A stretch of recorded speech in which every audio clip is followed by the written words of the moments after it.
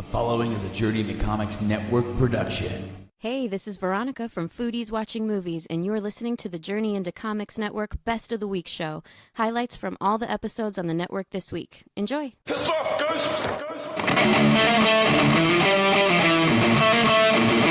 Ladies and gentlemen, you're listening to Journey into Comics. I saw the Bumblebee trailer initially, I saw that they shared it, and I was like, I don't give a fuck. I could give two shits about this dumb fucking movie. Quit making Transformers movies. And then I actually watched it, and I was like, holy shit, that looks really cool. I'm actually excited to see it. I was totally misled. I thought that John Cena was going to be the good guy in this movie, and it seems he is totally not the good guy. He's the bad dude, which is awesome. So I didn't even see him in the trailer.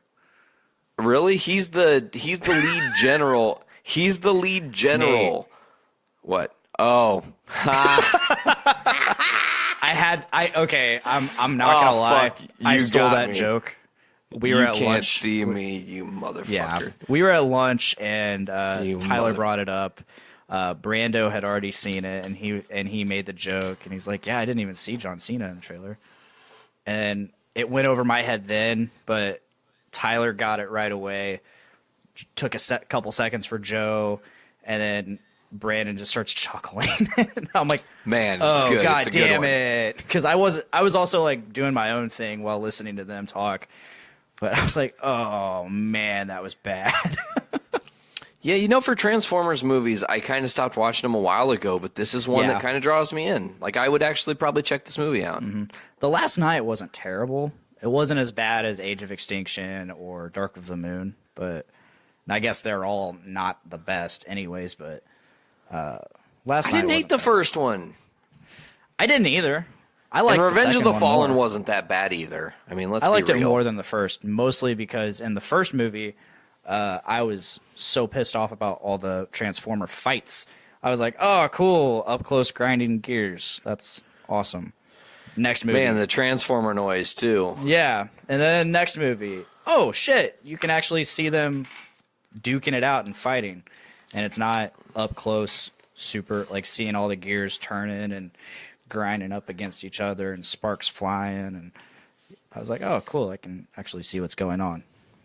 This is what I want. Another trailer came out. I don't know what you thought about this one, but the Into the Spider-Verse trailer 2 dropped. Yes. And it seems that Miles Morales is now in the Spideyverse 616, so he's where regular Peter Parker is, but he's not the only one. And it seems like they're bringing I loved the art style of the thing. It had some comic book pals and stuff and whatnot that were really cleverly done. Yeah, and the animation's really nifty as well. Yeah, it's kind of got this sluggish animated style, the motion of it is, but it works. It almost reminds me of Kubo and the Two Strings. Okay, I haven't seen that yet. You should. It's very good. I've heard. It's on Netflix, I believe. Yeah. So I might have to check that out. But yeah, it was cool, and I almost immediately recognized Peter Parker's voice. I can't remember his name, but he was in Jurassic World. He played the guy. I think his name's Nick in real life. But he played this guy that he had the original Jurassic Park shirt on, and all the collectible action figures on his desk. They gave him shit for it. I thought his name was Jack Johnson. You look it up. You Google machine this one. Yes. Okay, so I'll look up the actual IMDb for Into the Spider-Verse. Smart, super smart. It's cool because we don't just get the Miles Morales thing at the end of the trailer. We get the reveal of Spider-Gwen. Yeah. Jake Johnson, by the way. Jake Johnson, not Jack Johnson. Jake. And Liev Schreiber. Wow. Who's he playing? Morlun. Whoa, they're doing the Morlun storyline? Okay, so Morlun, that's fucking awesome.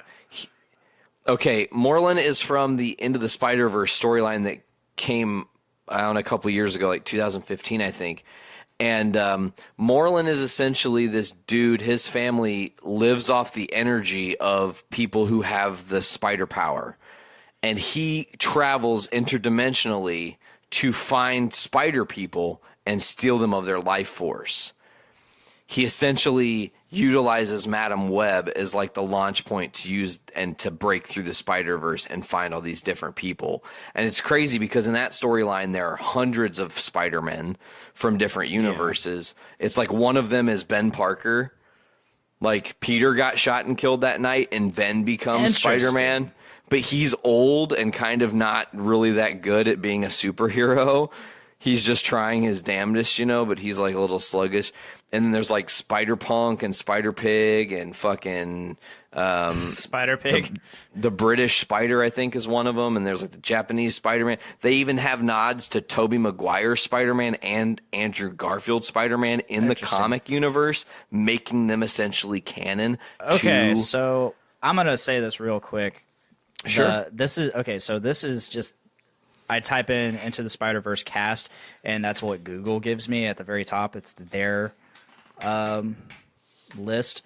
I go to IMDb, and it's a different list because I just happen to notice Jake Johnson is listed as the Kingpin on the Google one, and then I go to IMDb, and it says Peter Parker, Spider-Man. Liev Schreiber, however, is the Kingpin.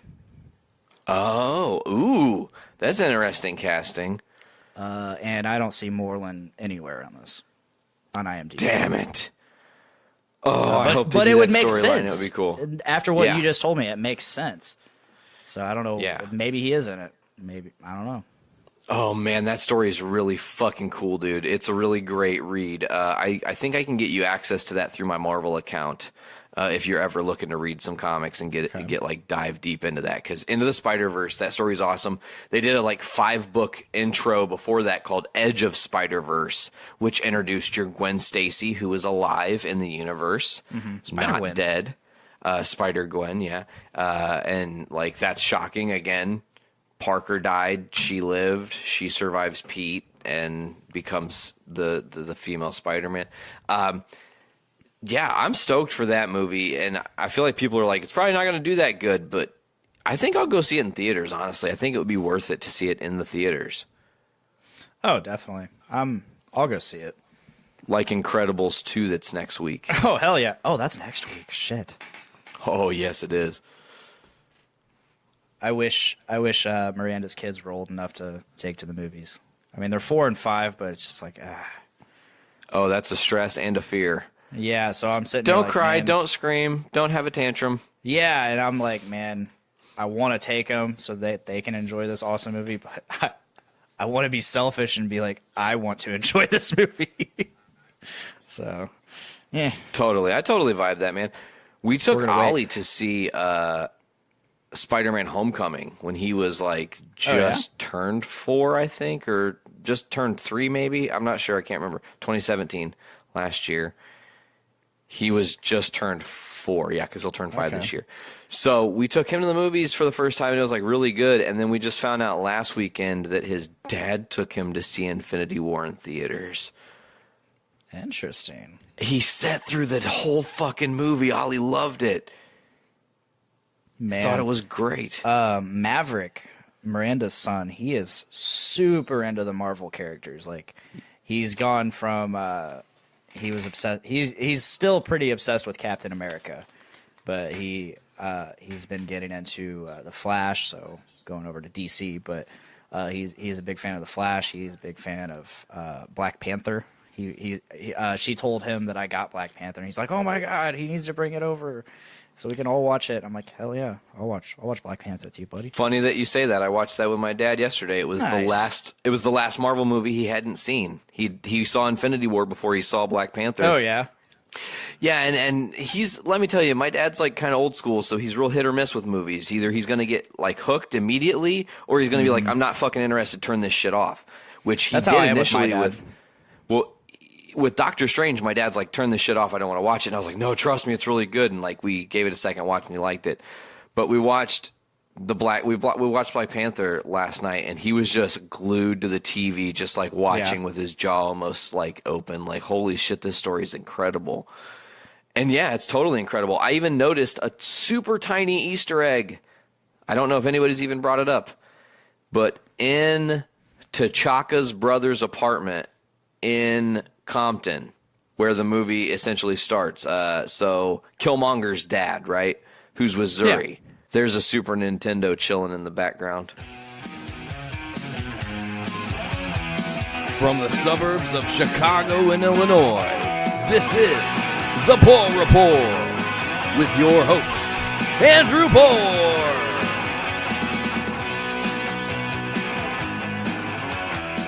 In the past couple weeks, there's been a lot of Trump-related, and this week especially, we have the G7 summit, the meeting with Kim Jong-un, more trade news, some interesting facts about the president's habits when it comes to presidential documents. So we'll talk about all of that, and that's what we're going to jump to right away. Now, when I was preparing this episode, I was trying to figure out what to actually talk about. It's been kind of a hectic week in my personal life. I closed on my house, which I'll talk about on my other podcast I do with my lovely fiance Liz, called Adulting Ain't Easy. That'll be out a week from Wednesday, so a week from tomorrow, which is exciting for those of you listening. So check that out. It'll be all about the home buying process, the closing, new home ownership. So definitely check that out if you have any interest whatsoever. That's it. You can check that out at journeyintocomics.com, where you can find my show. You can also check us out on social media at it's all at Adulting's Hard on Facebook and Twitter. We don't have an Instagram, but maybe in the future we will. So, but with that, I should probably jump into why you all came here, and that is the news. Now, I pulled these articles. I thought it was kind of interesting, some of the stuff, but I'm going to jump in with the fun one first, and that's just from a Politico article called "Meet the Guy Who Tapes Trump's Papers Back Together." The president's unofficial filing system, in quotes, involves tearing up documents into pieces even when they're supposed to be preserved. Solomon Larty spent his first 5 months of the Trump administration working in the old executive office building, standing over a desk with scraps of paper spread out in front of him. Larty, who earned an annual salary of $65,969 as a records management analyst, was a career government official with close to 30 years under his belt. But he had never seen anything like this in any previous administration he had worked for. He had never had to tape the president's papers back together again. Armed with rolls of clear Scotch tape, Larty and his colleagues would sift through large piles of shredded paper and put them back together, he said, like a jigsaw puzzle. Sometimes they would just be split down the middle, but other times they would be torn into pieces so small they looked like confetti. It was a painstaking process that was the result of a clash between legal requirements to preserve White House records and President Donald Trump's odd and enduring habit of ripping up papers when he's done with them, what some people described as his unofficial filing system. Under the Presidential Records Act, the White House must preserve all memos, letters, emails, and papers that the president touches, sent to the National Archives for safekeeping as historical records. But White House aides realized early on that they were unable to stop Trump from ripping up paper after he was done with it and throwing it in the trash or on the floor, according to people familiar with the practice. Instead, they chose to clean it up for him in order to make sure the president wasn't violating the law. Staff said the fragments of paper collected from the Oval Office as well as from private residence and sent it over to records management across the street from the White House for Larky and his colleagues to reassemble. "We got Scotch tape, the clear kind," Larty recalled in an interview. "You found pieces and taped them back together, and then you gave it back to the supervisor. The restored papers would then be sent to National Archives to be properly filed away." Larty said the papers he received include newspaper clips on which Trump had scribbled notes or circled words, invitations, and letters from constituents or lawmakers on the Hill, including Senate Minority Leader Chuck Schumer. "I had a letter from Schumer. He tore it up," he said. "It was the craziest thing. He ripped papers into tiny pieces." Larty did not work alone. He has his entire apartment was dedicated to the task of taping paper back together in the opening months of the Trump administration. One of his colleagues, Reginald Young Jr., who worked as a senior records management analyst, said that during over 2 decades of government service, he had never been asked to do such a thing. "We had to endure this under the Trump administration," Young said. "I'm looking at my director and saying, 'Are you guys serious? We're making more than $60,000 a year. We need to be doing far more important things than this. It felt like the lowest form of work you can take on without having to empty the trash cans. The White House did not comment on the president's paper-ripping habit, according to Young and Larty. Staffers in the Records Department were still designated to the task of taping together the scraps as recently as this spring. Larty and Young described a system that stands in stark contrast to how records management was conducted under the Obama administration, which ran a structured paperwork process. All of the official paper that went into the Oval Office came back out again, to the best of my knowledge, said Lisa Brown, who served as President Barack Obama's first staff secretary. I never remember the president throwing any official paper away. Brown describes a regiment process for dealing with presidential records. She said all paper that was going to the president would go in a folder with labels, one color for decision memos, for example, and another one for letters. Documents would go out to the president, then come back to the staff secretary's office in the same folder for distribution and handling. It really was a structured process. Brown said Obama relied on preserving documents for history, even ones he was not technically required to send to the National Archives. I remember the day he sent down to me his race speech from the campaign handwritten. She said, all the campaign material didn't need to come into the White House or go to the archives. Trump, in contrast, does not have any of those preservationist instincts. One person familiar with how Trump operates in the Oval Office said he would rip up anything that happened to be on his desk that he was done with. Some aides advised him to stop, but the habit proved difficult to break. Despite the president's apparent disregard of the Presidential Records Act, sources said aides around him have tried to take an overly inclusive approach to what would be considered a presidential record. Anything that's not purely personal, even just a note handed to an aide at a rally that was passed on to Trump, has been considered a record deemed worthy of being sent to records, which staffers could make sure the White House was being compliant with the law. The team is now smaller after many of the career officials were cleared out earlier this year. Larty, 54, and Young, 48, were career government officials who worked together in records management until this spring, when both were abruptly terminated from their jobs. Both are now unemployed and still full of questions about why they were stripped of their badges with no explanation and marched off the White House grounds by Secret Service. Irene Parada, the head of Human Resources, who personally terminated both men, did not respond to an email requesting comment. A White House spokesman also did not respond to a request for comment about the termination. Young agreed to speak to Politico after this reporter contacted him to inquire about his termination. He then put the reporter in touch with Larty, whose story of his dismissal and the work he is asked to do during his final year of work under the Trump administration corroborated Young's account. Both men originally speak to Politico for a story about why they believe they were unfairly terminated from jobs they expected to hold on to until they retired. Both said they were forced to sign resignation letters without being given an explanation for why they were being dismissed. In the course of explaining what their work at the White House entailed, however, both described in detail the process of taping back together scraps of paper that the president had ripped up and thrown out. Both said they were happy to discuss the oddity of a job they began to view as a sort of punishment. They did not, however, approach a reporter with the intent to leak embarrassing information about the president. Larty said he was fired at the end of the workday on March 23rd with no warning. His top secret security clearance was revoked, he said.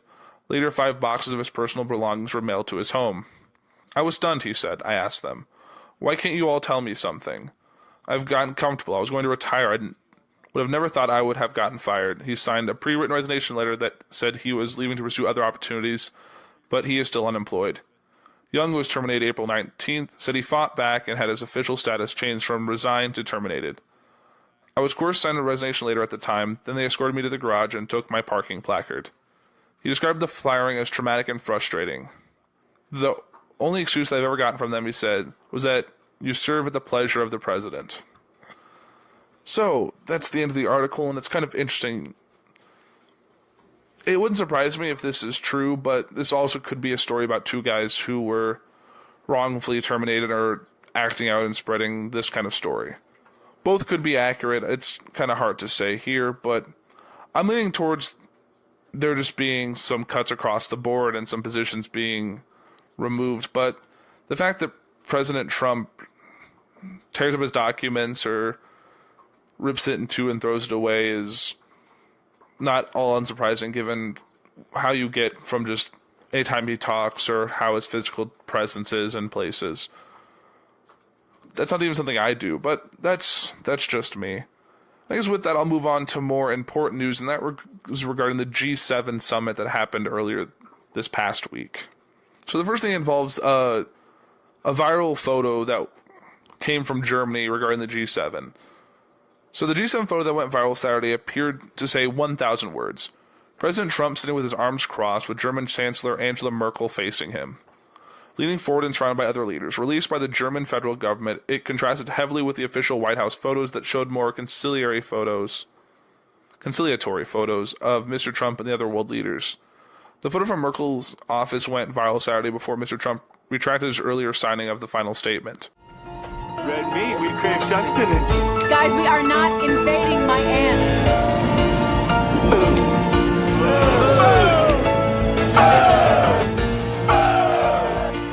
I am your host, Veronica, and with me, as always, is my co-host, Nate. How's it going?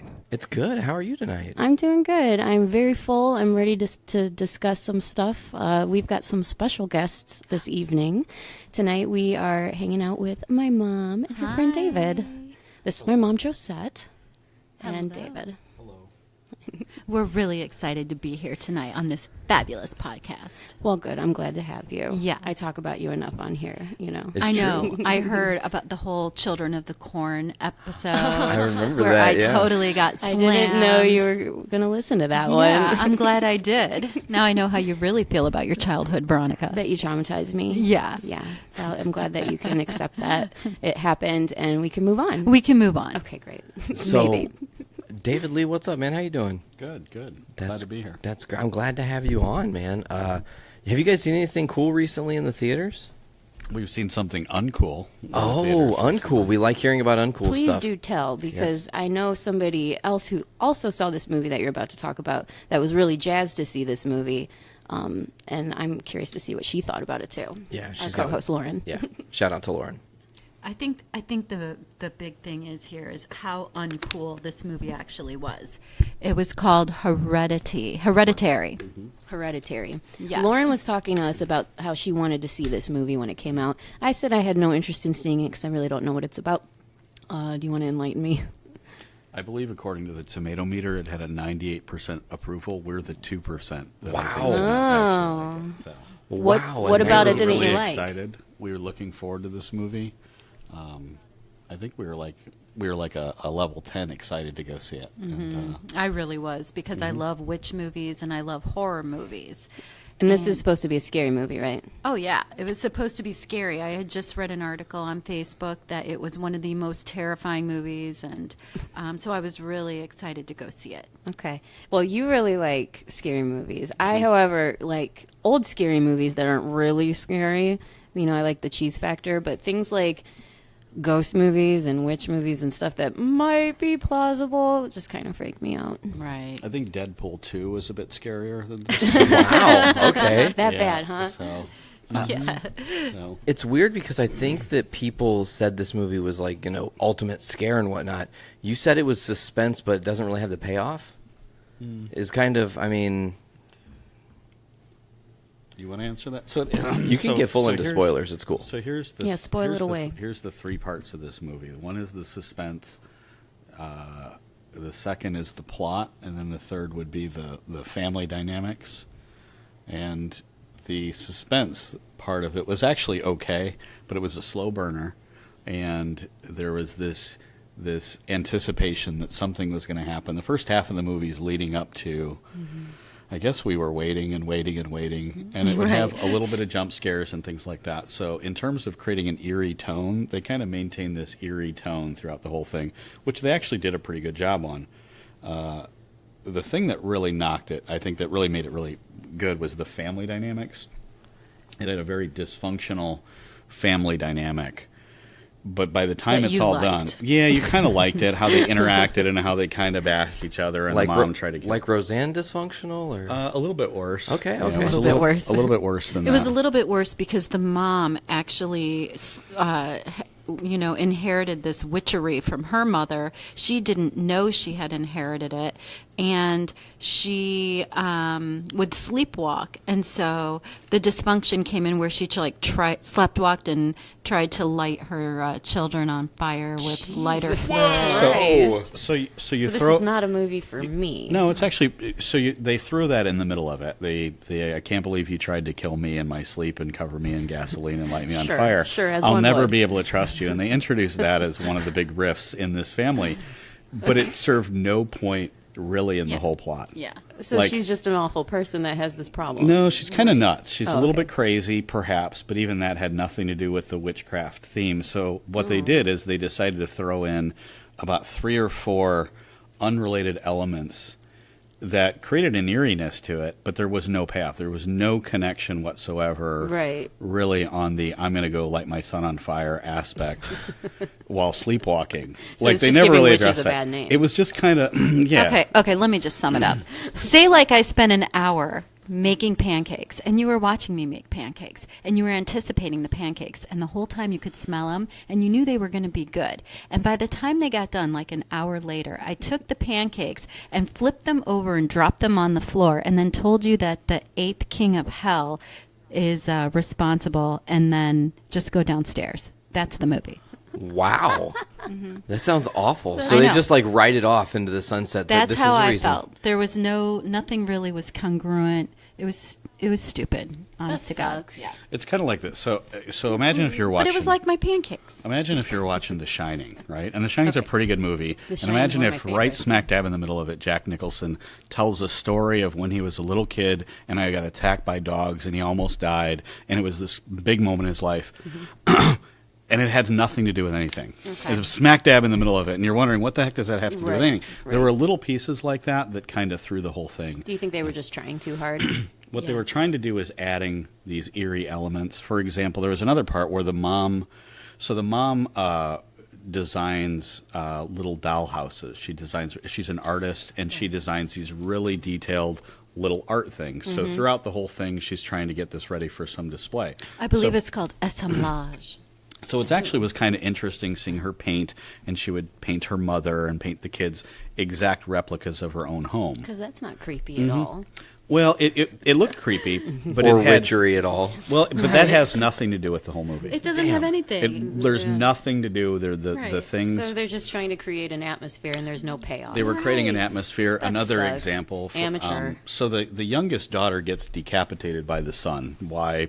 Because Early on. Early on. Great. He's driving Okay. while smoking weed. Which was a and cool scene because you literally see her smash her face into a telephone pole. she gets That's decapitated. So awful. fast forward a I half have an no need to see that at all. So fast forward a half an hour later, she's designing a diorama, an exact replica of the telephone pole and the car, and her daughter getting decapitated. Jesus. And the husband is like, "Why are you doing that?" And she's like, "Because it's art." Now, what does Freak. that have to do? It introduces this weird, creepy. Why is the mother doing this? Right. There's no reason the mother is doing it. Right. It has nothing to do with the Other than entire the fact plot. that she has psychological Apparently. issues. So they added this kind of mental illness, weirdness component combined with this a coven basically that had been manipulating this family to try to get some big payoff at the end. And there was no So- payoff. No, it's like taking an old 1960s Karen Black movie, which where the coven is manipulating the girl or the sorority girl or the lone girl or whatever it is, and in the end, surprise, big reveal, the big coven reveals itself and they're worshiping Satan or whatever it is. So Right, that's basically right. what the movie is, except let's add mental illness and some weird stuff and Sounds some little like lazy, like Oh, like Deadpool said, lazy writing. lazy writing. Sounds like lazy writing to If me. they had done, like, for example, there's a movie, I think it was House of the Devil, that just came a few years ago. It's a B throwback to those old Karen Black kind of, where in Sure. the end it's really about a coven that shows up to kind of torture this girl and sacrifice her to Satan. If they had intentionally embraced that B feeling, that throwback thing, Yeah. but it was like they were trying to be super, super serious and introduce this effect. So they were Camp would make it a little bit more fun and less. It sounds to me, the way you're describing it makes it sound super dreary, Right. And It just was. all atmosphere for the sake of art. That's exactly what it was, and they added They're on just these saying that it's art now. I'm sure. unrelated elements to increase that atmosphere, but that had nothing to do with the plot. So, That kills it when there's no payoff.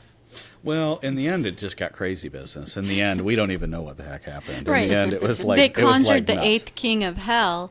We're gonna fuck the sodomites in the...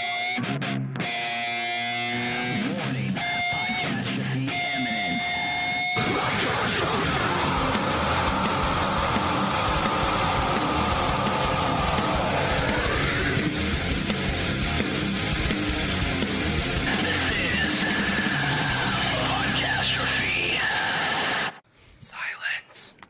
I'm looking at my topic list. So, Metalocalypse. Tastes like pot of gold, just not as good. Hall of Fame. Metalocalypse has been put into the Rock and Roll Hall of Fame. Have they been, or have they been nominated to go in? That's a good question. I thought they were nominated. I didn't. Maybe they've just been nominated. I don't know. Maybe I jumped the gun on that. Why is this a relevant thing? Because it's a thing, or why is it relevant? Honestly, like I wouldn't. I mean, because they're a fake band, but they're a real band. By Metalocalypse, we mean Death Clock. Yeah. They're not an active band because Comedy Central owns the rights to, or Comedy Central or not Comedy Central, Adult Swim owns the rights to Metalocalypse and the Death Clock name. So therefore, Brandon Small can't tour or make music under the Death Clock name. So here's where I stand then. So if we're gonna start doing fake bands, but they're a real band, they should be inducted or nominated as Death Clock then, and not Metalocalypse. I think that's what they are. The thing that I saw the other day said Metalocalypse. Well, only. because people like to put for headlines things that are going to grab people's attention. If they're a real Either band way, and they Death have Clock a or real Metalocalypse. following, then Death Clock in the headline. But most people know them from the show Metalocalypse. Then they don't really follow the band. Most people are also idiots and don't pay attention to details like that. now I don't look at it that way. If you like a band, you like a band. Yeah, for sure. Yeah, I agree. If I like Shinedown, I'm not gonna think of Shinedown as Whippersnapper and the Rocky Talks. so That's the dumbest name I could pull out of my ass. No, you're gonna think of that one band that plays bottom of 45, whatever. if we're gonna do this, God, I hate you. if they're gonna do this, does that open the door for Spinal Tap? Unless they're already in or not. I mean, like, Yeah, what about that? what about Scooby Doo's band? Wow. Simple Plan. No. Like Shaggy and Velma and fucking Yeah. Fred. But I mean, I don't know.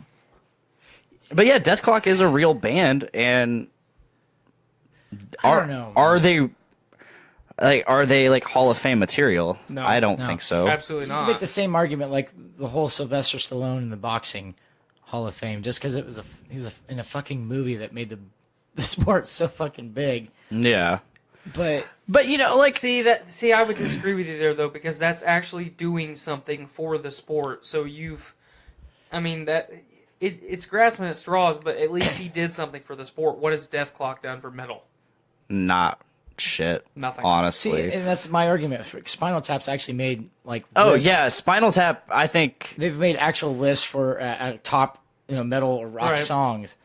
like Even Spinal though they made Tap's it as a legendary joke. for Yeah. being fake. Yeah. And like it's a legendary movie. It's a cult classic, Yeah. if you will. And it's just like But they can still actually, play. It wasn't a fucking Yeah, yeah. cartoon. so it's weird. But like okay, so you just said something weird there. They can actually play. It's not a cartoon. Well, I mean, there is what an I mean? actual band behind I Death know Clock. that, Gene but- Hoglan's in it. I know that, for but fuck's sake. When you're not when the article doesn't say Death Clock, when it says But that's what stupid fucking news blog sites like Metal Sucks and Metal Injection and Blabbermouth do. They put on the headline something stupid Well, it's and clickbaity. clickbait. Yeah, clickbaity, and just something for you to click it, or not even click it and read it. Just Right. just a headline for you to share. Mm-hmm. And that they know people aren't even gonna fucking read the article, it's true. so they're just gonna share it, and maybe someone will read the article. Yeah. I don't know. Like that's why I get pissed off reading a lot of those articles. Oh, I don't- yeah. I just It's read called- the headline and I move on. Exactly, It's the but same thing with Rolling Stone. They post so much stupid shit. Do they Mm-hmm. literally know anything about music? No. Rolling Stone hasn't done anything relevant with No. the music industry. I since used to the get a fucking 90s. Mm-hmm. I had a subscription to that, and I would get it once in a while. And they had one issue that came out. It's been years ago by now. It was literally like the top 500 songs of all time. Yep. And there's some songs that made it and others that didn't. It made me go like, "What the fuck is wrong with them?" Like, oh god. your cousin Holly, she's commenting, Death Clock is one man who did tour. Death Clock is Brendan Small, technically one man, but he hires other people to do the rest of the music. Like, he usually gets Gene Hoglan for drums, and I don't really know the other people. I think Is this Dietrich that she's referring to? Or no, Deathlock. I thought that said Dietrich back here. Yeah, and I mean, technically Death Clock, it is Brendan Small. He writes all the music. Very talented musician, and just very talented gay. He's a good gay. He's a very talented guy. He's a dickhead, but he's a talented dude. I mean, he did Home Movies. Do you remember that show? Mm-hmm. Metalocalypse, obviously, and I feel like he's done other things, but those are the two things I know him for. The singer of Cannibal Corpse, you are wrong. Brendan Small does all the vocals and lead guitar. But like back to the Rolling Stone for a second. I don't obviously remember all 500 fucking songs, right? But they put in the B-52s twice.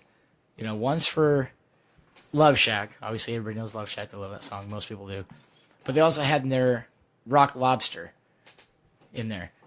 What? They had Rock Lobster in there as one of the 500 greatest songs of all time. And I'm not quite sure, but I think Van Halen had one, maybe even possibly no songs in the 500 greatest songs of all fucking time. I'm like... I remember you and I talked about this. I bitched about it when that first came out. Yeah. Rock Lobster. I've never even heard that fucking song. Rock Lobster! I've never heard that fucking song. You may have just not given a fuck about it just because it's a stupid-ass song. I mean, that is also a very good possibility, yeah, but... It's one of those never songs... fucking heard it. It's annoying. I don't like it. It's stupid as hell. Definitely not one of the 500 greatest of all time. There's so many others that didn't make it, but that made it somehow. Well, and that just goes to show, I've seen lists from other publications that put Madonna in the top 500 fucking rock artists of all time. Madonna's a pop artist. Yeah, I was gonna say. I wouldn't call most pop artists musicians anyway. Right. There's some that are, like fucking Adam Levine is a fantastic musician. Yeah. Madonna is a fucking whore with gold teeth. Huh. So, I mean, Madonna Rama died a long time ago. We don't... Oh my god, I remember 2005, she came out with a single called... Do Me in the Ass? No. It was like, I think it was Can't Get You Out of My Head. And that fucking song, I hated it so much, but it would always be stuck in my head. God, remember when her and Britney and Christina sucked face? Yeah. It was her and Britney. I don't think it was Christina. No, her and Christina did too. It was Britney on the left, or on her right, Christina on her left. And then she kissed Britney and then kissed Christina after that. So... All three of them were up there. All three of them sucked face. Did you see Christina on the Tonight Show when she did that Wheel of Musical Impressions? Yes. Oh, my. She did a good job. Lordy. Oh, I wasn't talking about her singing. Oh. Well, she's very talented. Of the pop stars, of like that group of pop stars that came out of the 90s, she's very talented. Avril Lavigne is dead. I didn't say anything about Avril Lavigne. She was early 2000. She was like early mid 2000s. She's actually a lizard person in a suit. Yes. We're pretty sure she died and was replaced, by a lizard person in her suit. And she married Chad Kroeger, and that's a thing. I don't. You mean a foot with hair? The face for a foot, or foot for a face. Foot for a face. Yeah, good old Chad Kroeger. How creepy would it be to have faces on your feet? Oh my god. Like, you just gave me an image that I don't ever want in my mind again, and I'm pretty sure it won't ever leave now, so thanks there, pal. I'm picturing your gorilla feet with faces. I don't have gorilla feet. Bear feet, whatever. I think you got pretty manly feet. I have hobbit feet. Leave me be. I mean, they're meaty, hobbit though. Feet. They're like normal shaped feet, but they're meaty.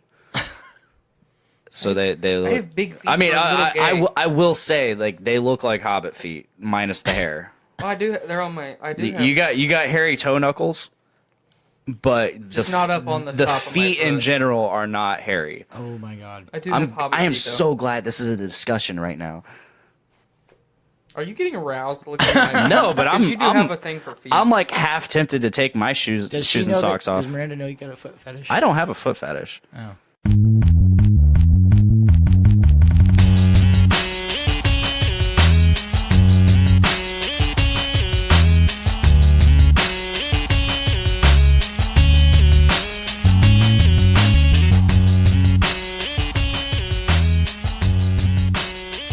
So Olivia is in a pre-dance class at the dance studio in town, and they just had their spring dance recital at the high school.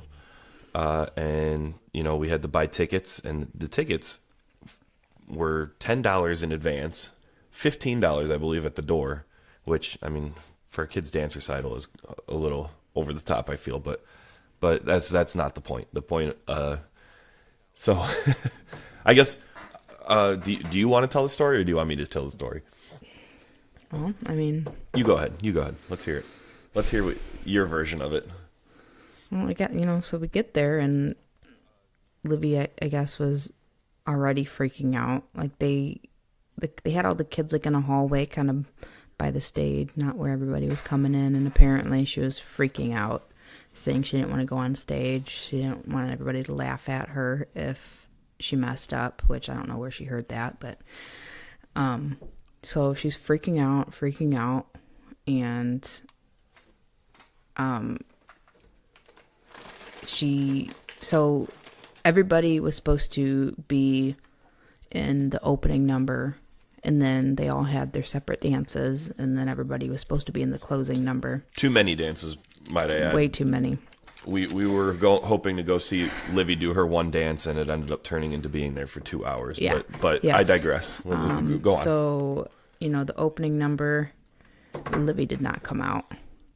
And I'm just like, if I sit here through this whole freaking thing and I don't see Livy dance, I'm gonna flip my shit.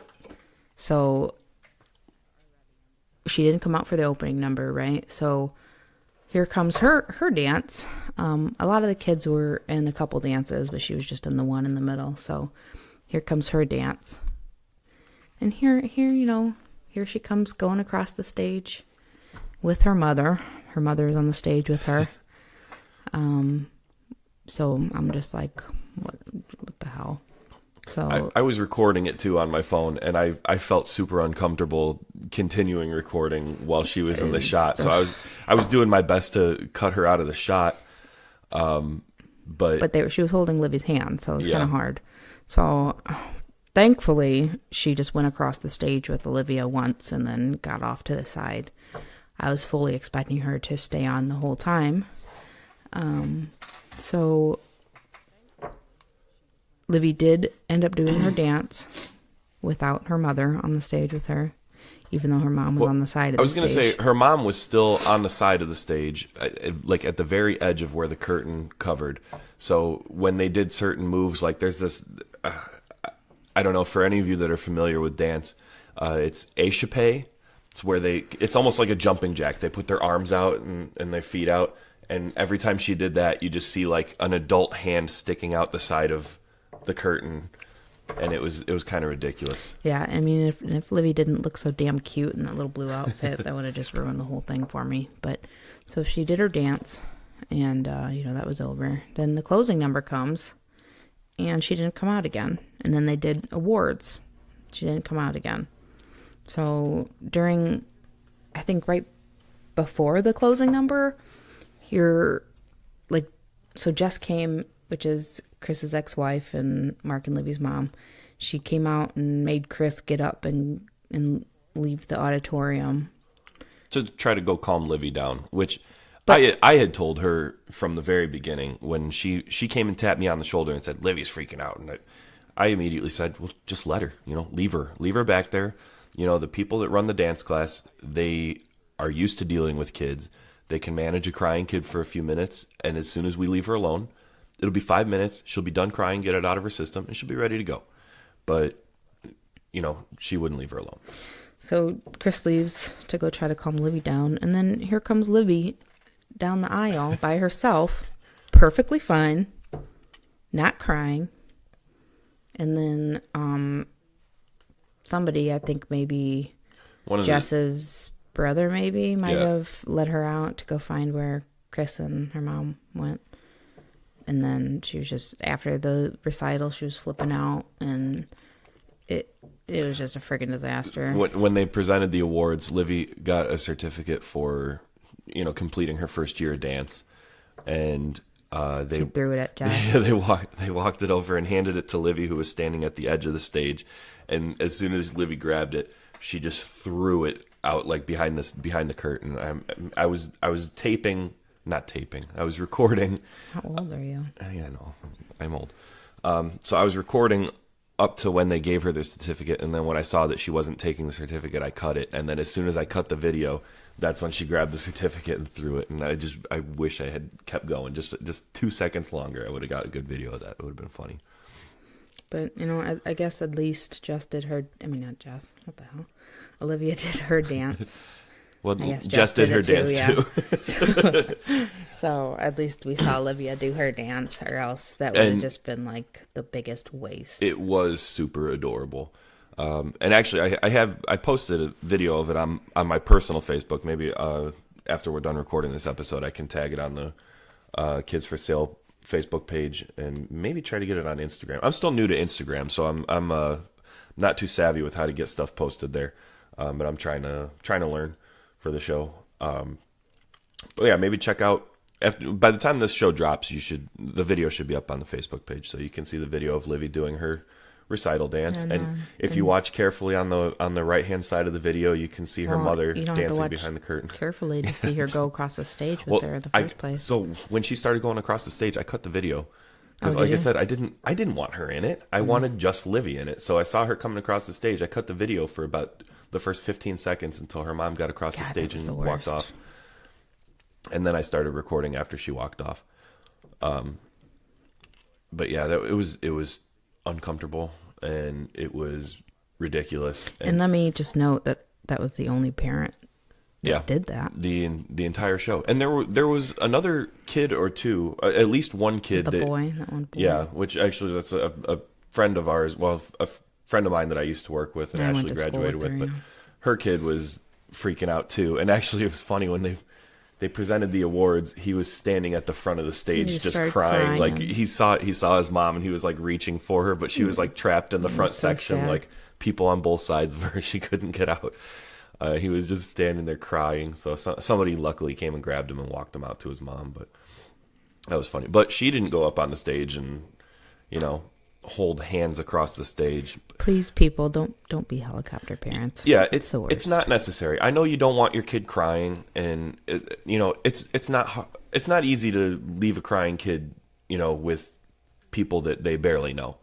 But like if you sign someone up for a dance class or the sports or whatever, those people that are coaching, those people that are teaching, they are used to dealing with kids. Kids cry a lot. They know how to handle it. So, just trust them, trust them to handle the situation. If you just stand there holding hands every time, they're going to expect that from you every single time. And then you'll have to do it every single time. And then you'll be those parents suing their son to move out of their house at 30 something. Yeah, that guy, well, I guess he's not a kid, huh? Yeah. He's older than you. Yeah. Yeah. Yep. He sure is. Yeah, so don't do that. Yeah. It's the worst. Helicopter parents are the worst. They're worse than their kids, usually. But, yeah, it's very hard with Chris's kids because, she's a helicopter parent at their house, but then we want the kids to be a little more independent. We're there for them when they need us, but we try to make the kids a little more independent, so that makes it very hard. And they know at this point not to try that stuff when they're over here because we don't let them do it. And that's all it takes. You just got to be a little bit firm with them a couple of times. And it sucks sometimes, leaving them sobbing. It's hard. It's heartbreaking. But they get over it pretty quick, And if you keep doing it, kids aren't stupid. They're going to know that you're going to do it every time. So they'll take advantage of it as much as they can because that's what kids do. They take advantage of every situation they can. So yeah, that was the dance recital. There was something else I wanted to talk about. Where were we going to move on from there? Our weekend, wasn't it? Oh yeah. So here's something exciting. So with the way our child custody agreements worked out with both me and my ex and Ashley and her ex, we end up having every other weekend to ourselves, basically. My kids will be with their mom, and Ashley's daughter will be with her dad every other weekend. So we get a Friday night and a Saturday night to ourselves.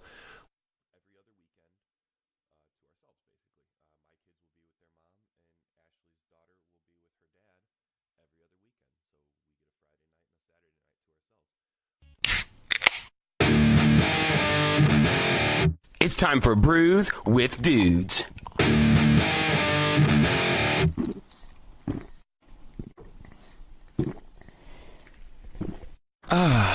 Juicy. Hello there, and welcome to another episode of Brews with Dudes. I'm your host, Nick Maxon, once again, sitting here down at the North End Pub with Casey Taylor. How are you doing, Casey? I'm doing fantastic. How about you, Nick? I'm doing really good. I feel like we're about to be doing a lot better. We are about to have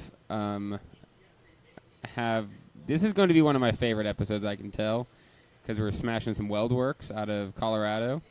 You can't really get them unless you go there, but we have a good friend who visits there often enough, and he was kind enough to bring some of these back. They're all wild. Every single one of these is totally crazy. We got a red velvet cake blonde stout, an oatmeal cream pie stout, a nutty bar stout, and then a double blackberry milkshake New England style IPA.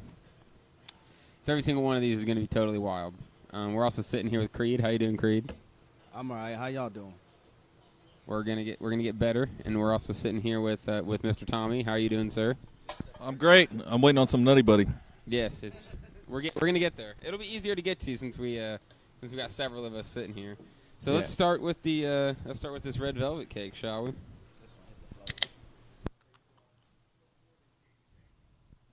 Interesting.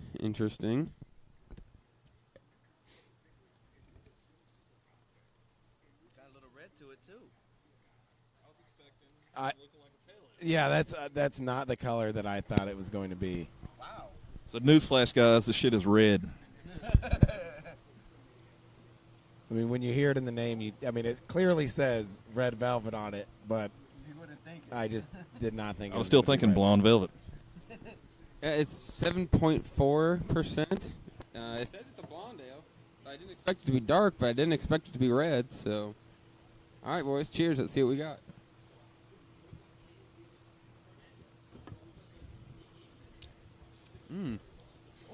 I got that cocoa powder at the end.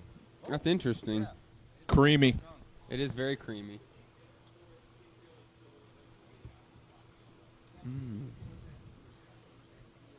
I could deal with this.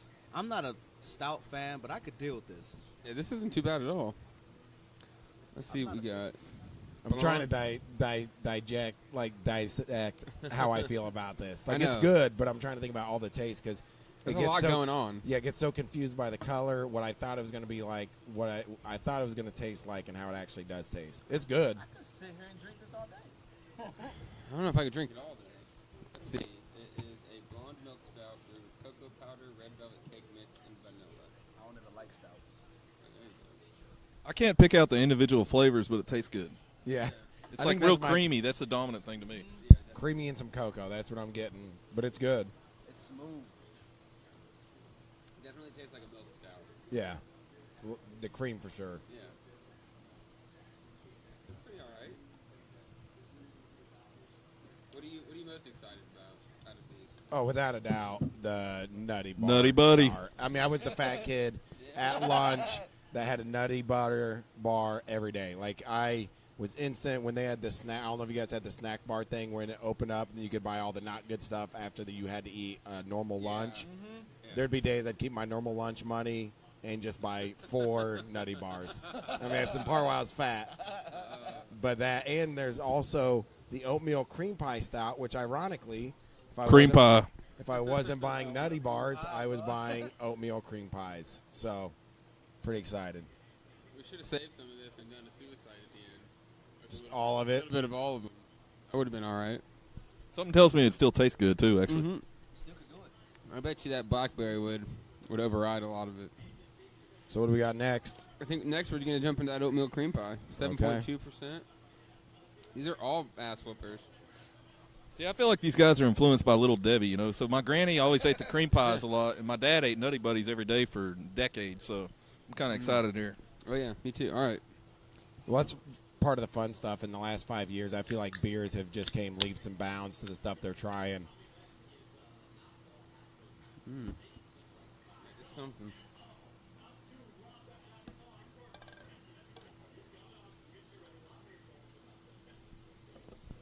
All right, let's see what we got here. All right, let's see if we'll be surprised by the pour again. Darker than I thought. Cream Pals were light brown. This stuff looks like motor oil. Yeah, so far 0 for 2 on the what I thought it was going to look like and how it came out. So, yeah. Yeah, you did a good job on that, Nick. You did it real good. That's going to be down the hatch. I thought you would appreciate that. Oh, yeah, though. All right, let's see what we got. Cheers.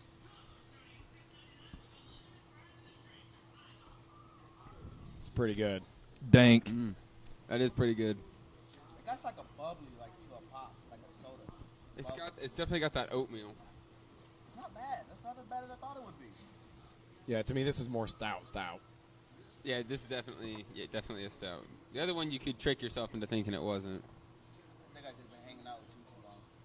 Yeah, been drinking too many of these big boy beers. The back end's not too strong either. I like it, man. That's good.